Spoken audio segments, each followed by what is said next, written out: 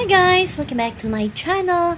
Ayan nga, habang nag-uusap ang mga housemates sa pool area ay binabara ni GM, minsan ni JP, itong si Fiang, pag lagi ng bukang bibig nito si Sean.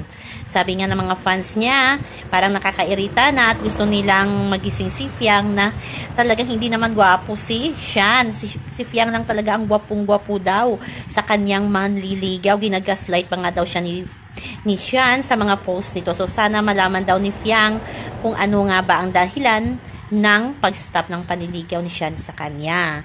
Sabi nga ng iba, tawang-tawa itong si GM. Natatawa na lang si GM pag sinasabi ni Fiang na gwapong-gwapo siya. Kay siya nagpa-sign of the cross pa itong si GM. As in talaga pag si siya na talaga ang bukang bibig ni Fiang ay natatawa na ewan na lang si GM.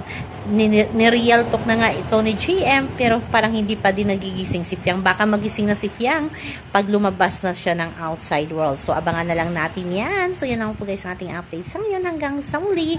Bye bye. Please like, share, subscribe my channel para ma-update kayo sa mga bagong upload.